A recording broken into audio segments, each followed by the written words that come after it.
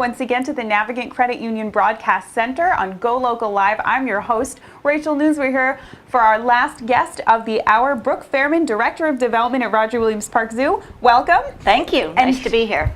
Nice to have you here. And she's here to tell us more about the upcoming Zoobilee Feast with the Beasts at the zoo coming up this Saturday, June 30th. At the zoo. So tell us about this wonderful event. Just the name sounds like fun. It is fun. This is actually our 27th year. Wow. Yeah, it's amazing. This event is sponsored in part and mostly by Alex and Ani, their premier sponsor. It is, as Rachel just told you, on this Saturday. It is an adult-only event, so you must 21 plus. must leave the kids at home, grab a babysitter, and come have some fun.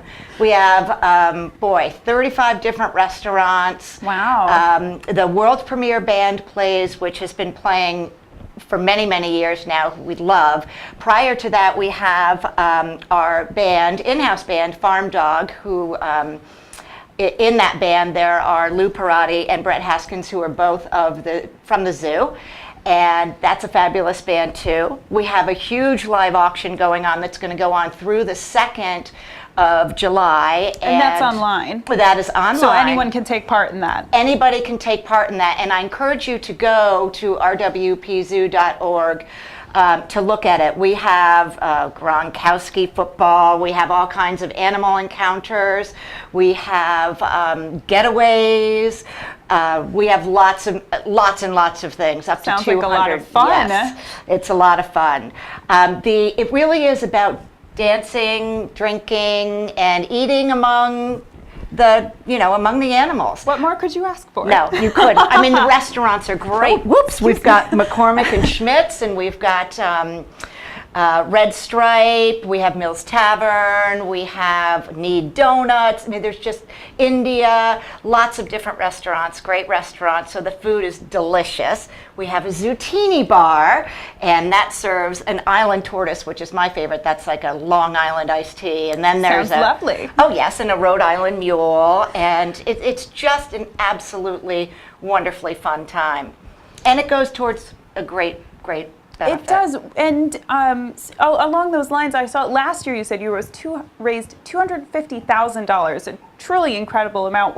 What's your goal for this year's event? Well, our goal is about the same this year, and I don't know if you know this, but all of the proceeds go towards conservation and environmental education, and part of that is really going to be important this year because of our new rainforest. And our rainforest is really the antithesis of what's going to teach us as children and as adults about how we can help save the environment and the rainforest itself. So that's... Tell us more about that. I know right now it's under construction. When you go, there's the big signs up saying coming soon. It seems very exciting. What kind of an experience is that going to be? Is it going to be interactive or... Yes, we have all of the animals in the rainforest are indigenous to the rainforest, and it will be the only exhibit of its kind in New England. Wow. We are featuring, which I think is fascinating, giant otters that are 6-foot otters, giant otters. I didn't know such a thing existed. I didn't either. Honestly, I didn't either until I heard, and they're beautiful. They're brown with white dots all over them, and incredible. 6 feet, that is... And wow. we're only one of 8 zoos in the nation to have these. So, what an incredible honor. Rhode Island is in with the big players, that's for sure. But very interactive. And as you go through, it's called Faces of the Rainforest, like Faces of New York. Mm-hmm. And as you go through, you are learning literally about the rainforest and about the things that destroy it and about the things that help it. And ultimately, it's up to you to make a choice when you leave about what you can do.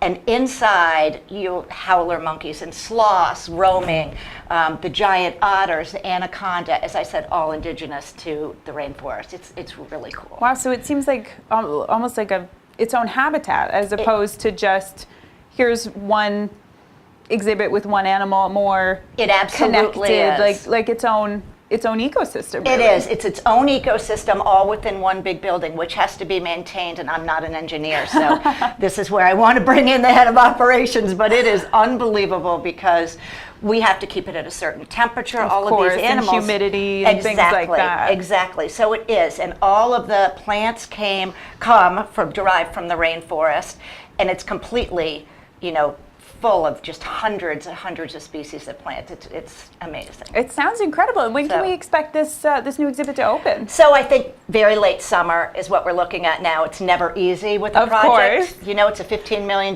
building, and there's so much that goes into it. We have 7 air filtration systems. That'll tell you something. We have 1.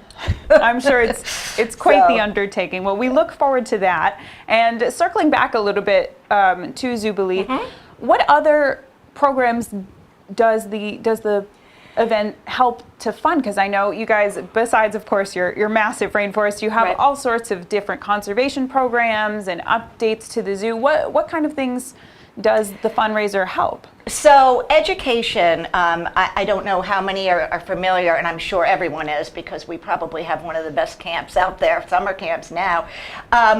Our education department is very, very involved. We are actually going to be building a new education department just after this that will have its own preschool in it, which is going to be amazing. But our education programs, from teacher programs to and the conservation programs through our conservation group, with frog watches, with the work we do with the New England cottontail. We do lots of work worldwide, believe it or not, with the vaquita dolphin out in Mexico. Just lots of interesting projects that we take on to really make sure that endangered species come off the endangered list, and we're able to continue those species going forward. And it seems like every time you go to the zoo, there's something different. And of course, the rainforest is going to be the biggest change. But what keeps the zoo fresh? How do you keep up with the times, and what changes do you make? Well, it's all kinds of changes. I mean, you look at my department, which is development and also is membership. What kind of change are we making now? We're going to e-cards on the membership side.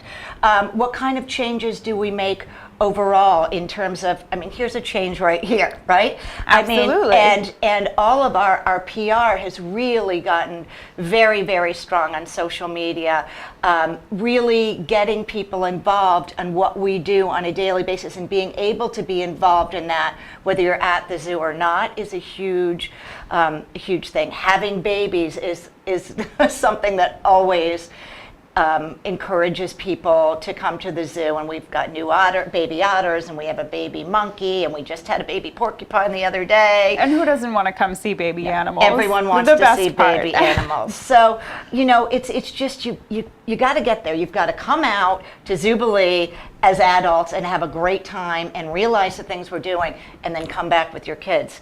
And the one thing I didn't say is Zoobilee is a $125 ticket, but if you become a member, it's $100. So I encourage you. That was actually going to be my next question of, do we still have tickets available if I decide today I'd like to go to Zoobilee, even though it's only 4 days away? Are there still tickets available? Absolutely. You Wonderful. Get on rwpzoo.org and get your tickets. Or get a membership first. There are also several levels as well of tickets. There's the regular $125 ticket, and then there are some VIP tickets as well, correct? The VIP tickets are $250, and that brings you in at 6 to 7 early, and then get there early and then get your food, and then from 7 to 11 is the regular price ticket.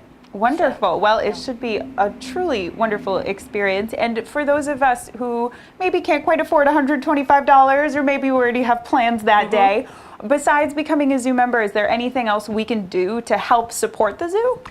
I think once you come to the zoo and visit and really see what we're doing, I think you will find your niche. and what it is that you want to support. You can be on the donor wall in the rainforest and be part of that donor wall. There's so many different levels of helping within the zoo.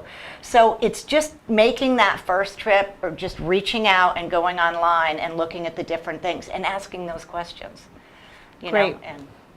Well, there's always something exciting happening at Roger Williams Park Zoo, and we look forward to the opening of the Rainforest coming at the end of the summer. We'll have to go check that out. And Zoobilee upcoming June 30th, that's this Saturday from 7 to 11 p.m., $125. It's a wonderful event, and of course, it helps support all the animals in the wonderful program. So thank you so much, Brooke, for being with us today. Thank you so much. Thank you for having me, Rachel. Thank you.